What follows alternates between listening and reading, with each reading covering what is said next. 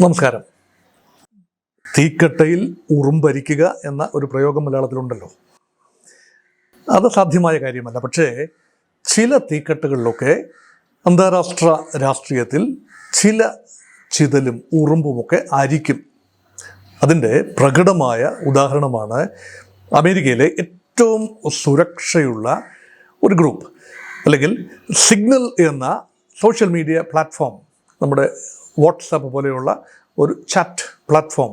ആ ആപ്പിൽ 18 പേരടങ്ങുന്ന ഒരു ഗ്രൂപ്പ്, അതീവ സുരക്ഷയുള്ള American group, American vice president JD വാൻസും അമേരിക്കൻ വിദേശകാര്യ സെക്രട്ടറി, നമ്മുടെ വിദേശകാര്യമന്ത്രി എന്ന് പറയുന്ന പോലെ മാർക്ക് റൂബിയോയും, അതുപോലെ നാഷണൽ ഇൻ്റലിജൻസ് മേധാവി തുൾസി ഗബാർഡും, നാഷണൽ സെക്യൂരിറ്റി അഡ്വൈസർ നമ്മുടെ അജിത് ഡോവലിനെ പോലെയുള്ള മൈക്കൽ വാൾട്സും ഒക്കെ അംഗങ്ങളായ ഒരു വാട്സപ്പ് ഗ്രൂപ്പ്, 18 അംഗങ്ങളുള്ള ഒരു വാട്സപ്പ് പോലെയുള്ള സിഗ്നൽ ഗ്രൂപ്പിൽ ഒരംഗം ചേർക്കപ്പെട്ടത് ചില്ലറക്കാരനല്ല, മനഃപൂർവ്വമായി ചേർത്തതുമല്ല, ചേർക്കപ്പെട്ടു എന്ന് മാത്രം അറിയാം.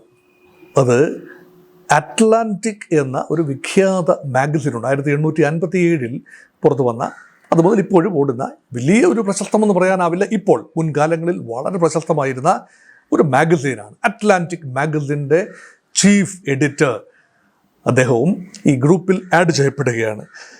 ജെഫ്രി ഗോൾഡ്ബർഗ്, അതാണ് അദ്ദേഹത്തിൻ്റെ പേര്. ഇപ്പം ജെഫ്രി ഗോൾഡ്ബർഗ് 19-ാമനായി ആഡ് ചെയ്തപ്പോൾ അദ്ദേഹം ആകെ അമ്പരന്നു. പേരുകൾ കണ്ടപ്പോൾ അദ്ദേഹം നോക്കിയപ്പം വൻ തോക്കുകളാണ്, 18 പേര്. എല്ലാം അമേരിക്കൻ പ്രസിഡന്റ് ഒഴിച്ച്, മറ്റ് അമേരിക്കൻ പ്രസിഡന്റ് ഡൊണാൾഡ് ട്രംപ് ഒഴിച്ച്, മറ്റ് തൻ്റെ മന്ത്രിസഭയിലെ അല്ലെങ്കിൽ തൻ്റെ സെക്രട്ടറിമാരുടെ ഏതാണ്ട് എല്ലാവരും തന്നെ ഉണ്ട്. അതൊരു പ്രത്യേക ഉദ്ദേശത്തിന് വേണ്ടി രൂപീകരിച്ച ഗ്രൂപ്പാണ്. മാർച്ച് 11 രൂപീകരിച്ച ഗ്രൂപ്പാണ്.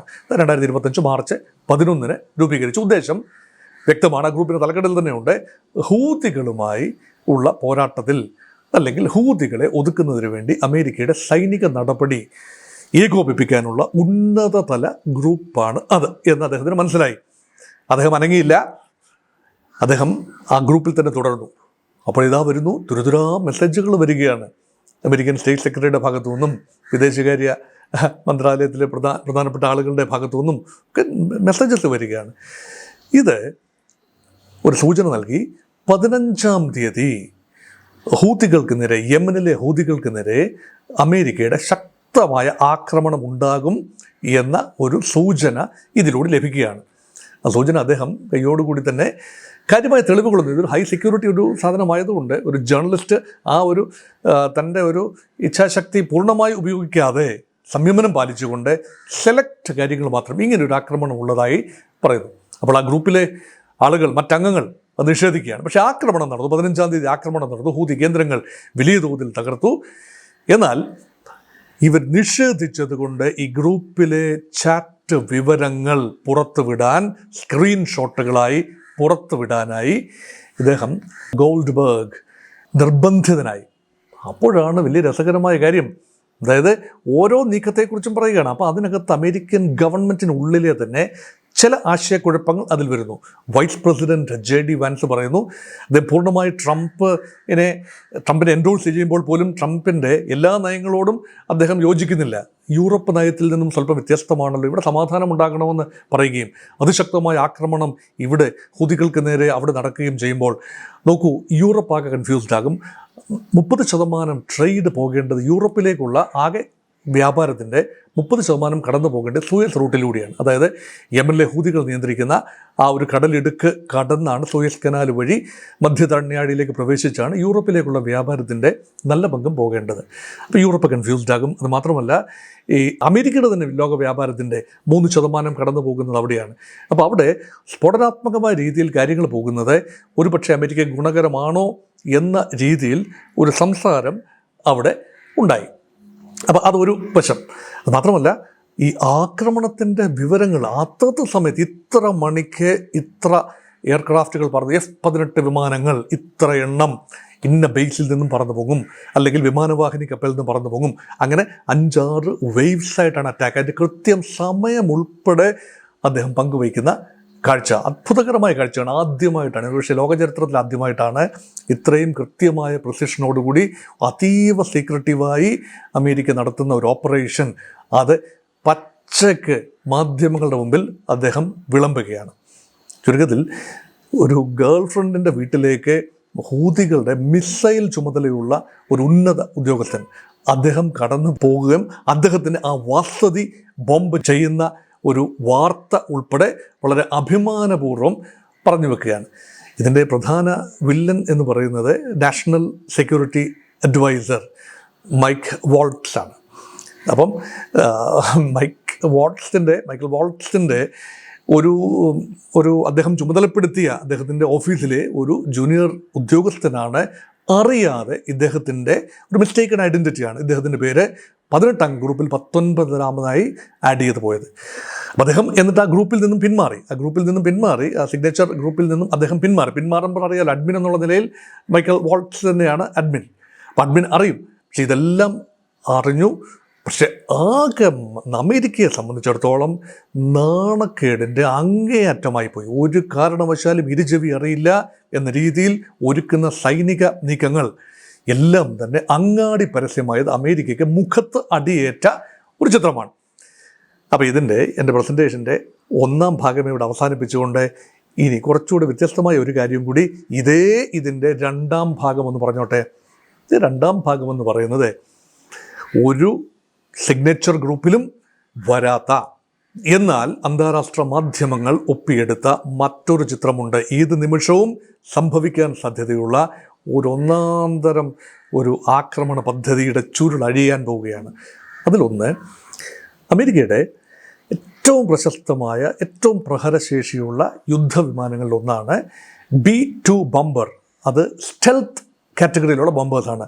താഴ്ന്നു പറന്ന് റഡാറുകളെല്ലാം വെട്ടിക്കുകയും അല്ലെങ്കിൽ റഡാറുകളുടെ കണ്ണിൽ പെടാതെ തന്നെ കൃത്യമായി പ്രിസിഷൻ ബോംബിംഗ് നടത്താൻ കഴിയുന്ന ബോംബേഴ്സാണ് B-2 ബോംബേഴ്സ്. അതിൻ്റെ 20 ബോംബേഴ്സാണ് അമേരിക്കയ്ക്കുള്ളത്. അത് വളരെ വിലയുള്ള ബോംബേഴ്സാണ്. Most expensive aircrafts, military aircraft എന്ന് വേണമെങ്കിൽ പറയാം. അതിൽ 7 എണ്ണം അമേരിക്കയിൽ നിന്നും ഡീഗോ ഗാർഷിയയിലേക്ക് പറന്നിറങ്ങിയിരിക്കുന്നു കഴിഞ്ഞ ദിവസങ്ങളിൽ. ഡീഗോ ഗാർഷിയ നമുക്കറിയാം, ഇന്ത്യ മഹാസമുദ്രത്തിലെ അമേരിക്കയുടെയും ബ്രിട്ടൻ്റെയും ഒക്കെ അധീനതയിലുള്ള അല്ലെങ്കിൽ ബ്രിട്ടീഷ് കസ്റ്റഡിയിലായിരുന്ന എന്നാൽ അമേരിക്ക സൈനിക താവളത്തിനായി വ്യോമതാവളത്തിനായി ഏറ്റെടുത്ത 100 വർഷത്തെ പാട്ടത്തിന് അമേരിക്ക ഇപ്പോൾ ഉപയോഗിച്ചുകൊണ്ടിരിക്കുന്ന ഇന്ത്യ സമുദ്രത്തിലെ ഏറ്റവും പ്രധാനപ്പെട്ട ഒരു സൈനിക താവളമാണ് ഡീഗോ ഗാർഷിയ. ഡീഗോ ഗാർഷിയ കേന്ദ്രീകരിച്ച് B-2 ബോംബ് വിമാനങ്ങൾ ഉപയോഗിച്ചുകൊണ്ട് 3500 കിലോമീറ്റർ അകലെയുള്ള ഹൂതികളുടെ കേന്ദ്രങ്ങളെ തകർക്കാനുള്ള ഒരു പദ്ധതിയാണ് ഉരുത്തിരിഞ്ഞു വരുന്നത് എന്നതാണ് ഇപ്പോഴത്തെ നിഗമനം. അതോടൊപ്പം തന്നെ ഇറാൻ്റെ സൈനിക കേന്ദ്രങ്ങൾ അത് 4000 കിലോമീറ്റർ അകലെയാണ്. അതെല്ലാം വടക്കാണ്.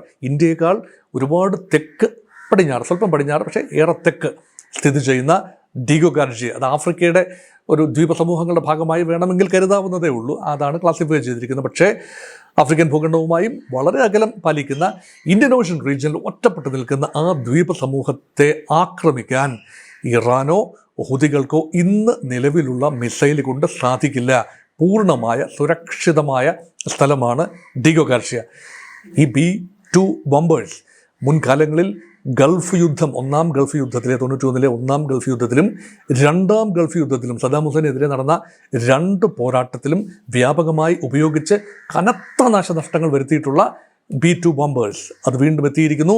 ഹൂതികൾക്കെതിരെ തന്നെ ഒക്ടോബറിൽ നടന്ന ട്രംപിൻ്റെ മുൻഗാമി അദ്ദേഹം നടത്തിയ ഒരു ആക്രമണം, ഒക്ടോബറിൽ B-2 ബോംബേഴ്സ് ഉപയോഗിച്ചുകൊണ്ട് ഹൂതി കേന്ദ്രങ്ങൾക്ക് നേരെ തന്നെ നേരത്തെ ആക്രമണം നടന്നിരുന്നു. പക്ഷേ അതിനേക്കാൾ വലിയൊരു ബിൽഡപ്പാണ്. ആകെയുള്ള 20 B-2 ബോംബേഴ്സിൽ 7 എണ്ണം എത്തിയിരിക്കുന്നു. കൂടുതൽ എണ്ണം പറന്നെത്താൻ സാധ്യതയുണ്ട്. മറ്റ് വിമാനങ്ങളെല്ലാം വിമാനവാഹിനി കപ്പലുകളിൽ ഉണ്ട്. ഒരു വിമാനവാഹിനി കപ്പൽ ഓൾറെഡി ചെങ്കടലിലുണ്ട്.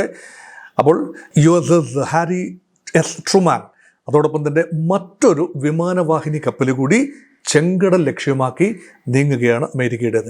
അങ്ങനെ ഏത് നിമിഷവും ഹൂതികൾക്കെതിരെ മറ്റൊരു ആക്രമണം ഉണ്ടാകാനുള്ള എല്ലാ സാധ്യതയും നിലനിൽക്കുന്നു.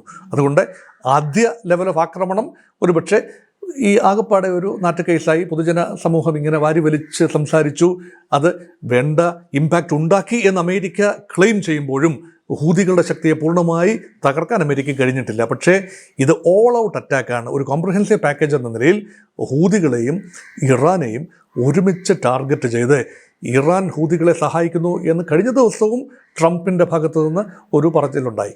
അതുകൊണ്ട് ഇറാൻ ഉൾപ്പെടെയുള്ള ശക്തമായ താക്കീതെന്ന നിലയിൽ തന്നെയാണ് ഈ വിമാനങ്ങൾ പറന്നിറങ്ങിയിരിക്കുന്നത്. അതുകൊണ്ട് അമേരിക്കയുടെ ചെങ്കടൽ പദ്ധതി അല്ലെങ്കിൽ അമേരിക്കയുടെ വിശാലമായ മേഖലയെ സുരക്ഷിതമാക്കൽ എന്ന പദ്ധതിയിൽ ഈ യുദ്ധവിമാനങ്ങൾക്കും ഹൂതികൾക്കെതിരെയുള്ള ആക്രമണ പദ്ധതിക്കും വലിയ പങ്കുണ്ട്. ഇസ്രയേൽ എന്ന രാജ്യം പലസ്തീന് നേരെ അല്ലെങ്കിൽ ഗാസയിൽ നടക്കുന്ന തുടർന്ന് നടന്നുകൊണ്ടിരിക്കുന്ന അതിക്രമങ്ങൾക്കെതിരെ ഹൂതികൾ തുടർന്നും പ്രതികരിക്കും എന്ന് ഉറപ്പാകുന്ന സ്ഥിതിക്ക് ഈ അവസരം ഉപയോഗിച്ചുകൊണ്ട് ഹമാസിനെയും ഹിസ്ബുള്ളയും മാത്രമല്ല ഹൂതികളെയും പരമാവധി ക്ഷയിപ്പിച്ചുകൊണ്ട് ഒക്കുമെങ്കിൽ പൂർണ്ണമായി ഉന്മൂലനം ചെയ്തുകൊണ്ട് ആ പ്രദേശം അമേരിക്കയ്ക്ക് ഹിതകരമാകുന്ന രീതിയിൽ വളർത്തിയെടുക്കാം.